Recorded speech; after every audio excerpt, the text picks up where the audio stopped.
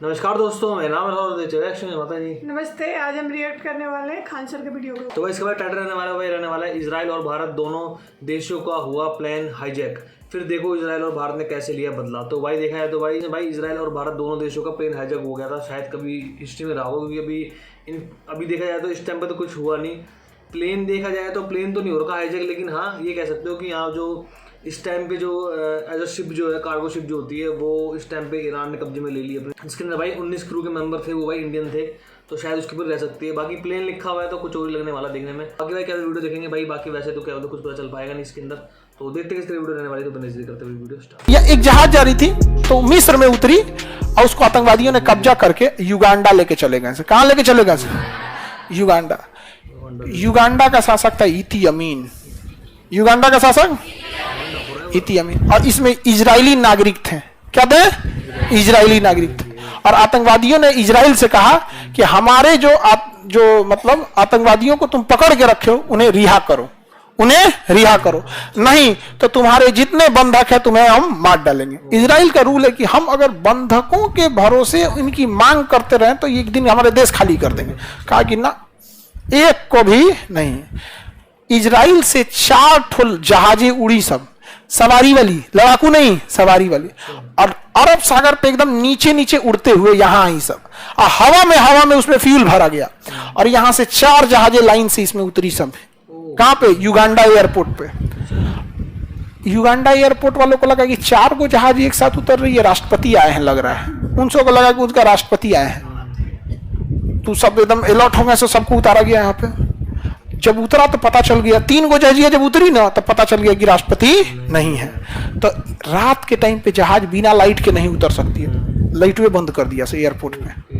अब सोचिए रात में अंधेरा हो जाएगा तो जहाज उतरेगी कैसे? ये सब इतना दिमाग वाला इजराइल वाला कि जो पहली जहाजिया उतरी थी ना, उसमें बहुत हाई पावर का टॉर्च ले गए थे सब, और रनवे पे ये रनवे दिख नहीं रहा है। अब बताइए हाई पावर का कोई आदमी यहां से टॉर्च लेके ऐसे जला दे, एक आदमी यहां चला गया, बस जहाज के लिए हो गया काम खत्म, वहां उतार लेगा, उतार लिया। और वहां से कमांडो निकले सब जहाज में से, 4 जहाजों में से लास्ट जहाज खाली था, क्योंकि बंधकों को छोड़ा के ले जाएंगे सब, किसमें सब भर के नहीं ना, लास्ट जहाज क्या था? खाली था। और कमांडो निकले सब, धरधरा के भून दिए सब, और वो हिब्रू भाषा बोल रहे थे सब। हिब्रू भाषा उन्हीं की भाषा है यहाँ पे। अब बताइए, मान के चलिए भारत के आदमी को, बिहार के आदमी को जापान में कोई किडनैप करके रख ले, तो हम लोग उतरते, बैठ जाओ रे, नीचे बैठ जाओ, नीचे बैठ जाओ, कोनो खड़ा मत रहिए, गोली चलाने वाला बनी, बैठ जाइए, जल्दी बैठ जाओ। उन्हें किसी को बुझाइए नहीं रहे कि क्या बोल रहा है, बैठ गया सन, जल्दी बैठ, ऊपर आओ, जेन खड़ा रही तो ना गोली मार दिया, जल्दी बैठ। जापान वाले को समझे में तो बोला गया, तो जो हिब्रू वाले थे दाएं से क्या हो गए? बैठ गए। जो खड़ा था मरा गया, तो जापान में ऐसे ही ना छोड़ाएगा आदमी, उसको भोजपुरी बुझेबे नहीं कर रहा, दाएं दे सूझ जो, नीचे सूझ जो ना तो मार दिया ये गोली, जल्दी बैठ, 1 2 3 मार, धर मार दिया यार, खत्म कर दिया यहाँ पे। तब तक देखे सब गरी तुरी का। एयरपोर्ट के बगल में लड़ाकू जहाज है, तो लड़ाकू जहाज तो पीछा कर लेगा इन लोग आराम से, बम निकाल के सारा लड़ाकू जहाज को उड़ा दिया सब, हेलीकॉप्टर उड़ा दिया सब, एयरपोर्ट उड़ा दिया सब, और सबको बैठाया,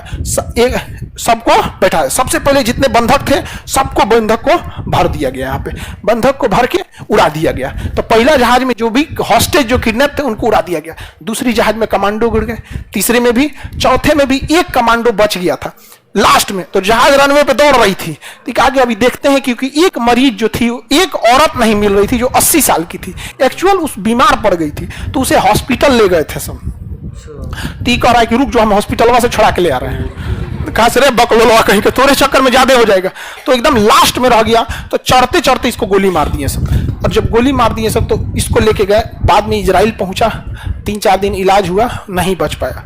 जो मरा था ना, वो बेंजामिन नेतन्याहू का भाई था, जो आज वहां का प्रधानमंत्री है। बेंजामिन नेतन्याहू जो वहां का प्रधानमंत्री है ना, उसका अपना भाई मरा था, अब मार के यहां से लोगों को वापस लेके चला आया था युगांडा से। केवल एक औरत बची थी, वो भी बीमार पड़ गई, तो उसको एयरपोर्ट से उठा के कहां ले गया सब?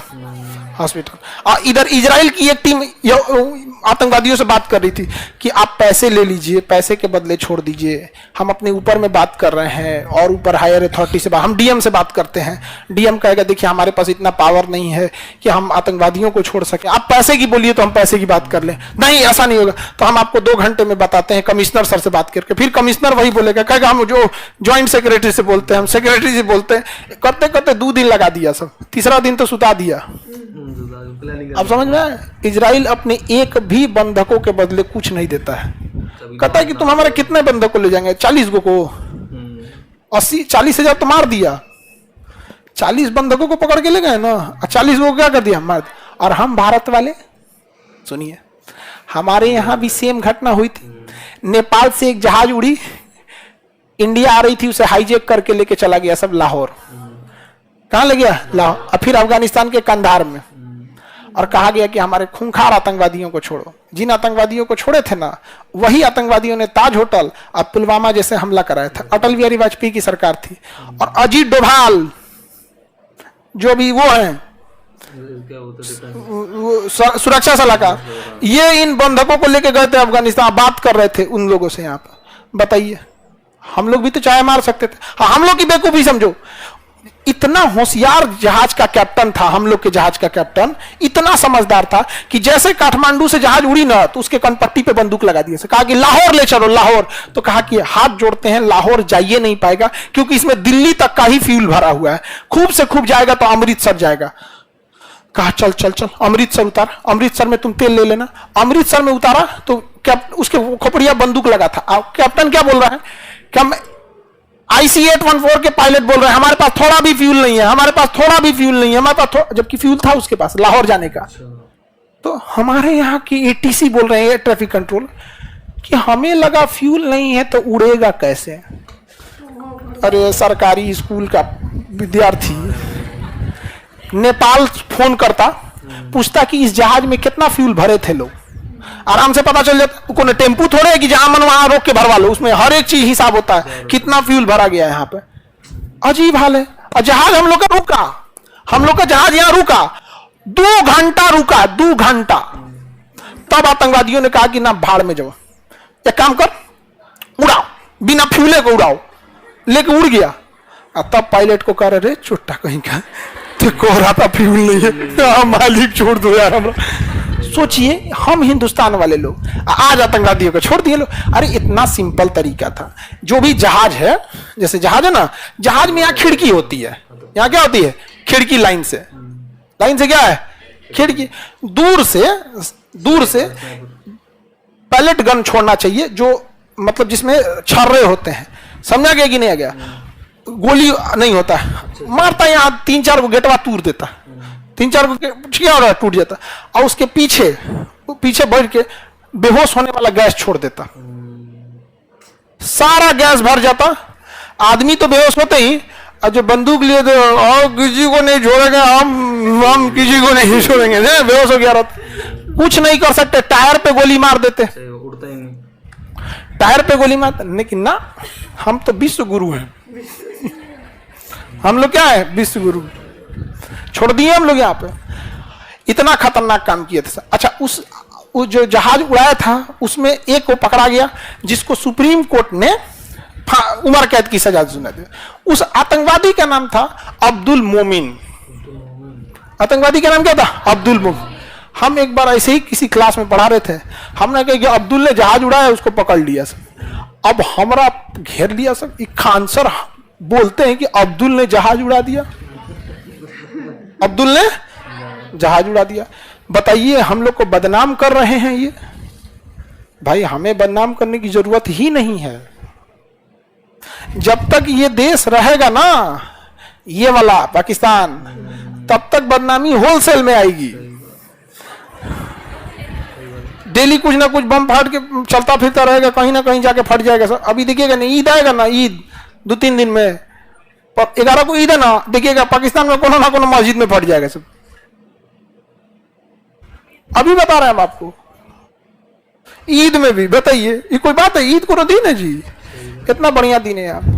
तो बताइए हमारे और इजराइल में अंतर समझ में आ गया। के बाद भी उन्होंने क्या ही हालत कर रखी है, सबको पानी पिला रखा उसने कसम से। अभी देखा जाए तो हाल फिलहाल में ईरान ने अटैक करा इजराइल के ऊपर, जिसके अंदर भाई देखा जाए तो इजराइल ने इतने बढ़िया ढंग से डिफेंस करा है अपना कि भाई 99% सर्वाइवल रेट आया उनका, यानी कि उन्होंने 99% जो उनकी जो मिसाइलें जो कहते लगी थी ना उन सबको उन्होंने क्या बोलते हैं इंटरसेप्ट कर दिया। तो यानी कि देखा जाए तो आज के टाइम में इजराइल की क्या ताकत है वो सबके सब जानते हैं। ईरान इतना बड़ा देश है फिर भी उसको भाई धूल चटा रखी है। देखा जाए तो अब भाई हमें पता नहीं है पीछे का मैटर क्या चीज़ है, तो हम ये नहीं बोलेंगे कि हाँ भाई हम उसको सपोर्ट करते हैं उसको सपोर्ट करते हैं। देखो वॉर होगी तो जाहिर सी बात है बेगुनाह लोग मारे जाएंगे, जिससे कोई फ़ायदा होता नहीं उस चीज़ का। तो चाहे इजराइल हो चाहे ईरान हो भाई, इस चीज़ की वॉर के सपोर्ट में तो भाई किसी को नहीं होना चाहिए। समझ नहीं आ रहा क्या चीज़ चल रहा है बस, है ना। तो वही चीज़ है भाई, इस पर थोड़ा ध्यान देना चाहिए। और देखा जाए तो हमारी इंडियन की भाई उस टाइम पे भाई एक तरीके से नाकामी है। देखा जाए तो उस सीन के बाद उन्होंने उसको आज़ाद कर दिया। उसके बाद वाकई में देखा जाए तो पुलवामा हुआ, ठीक है ना, ताज होटल का सीन हुआ, भाई इतनी सारी चीज़ें हुई।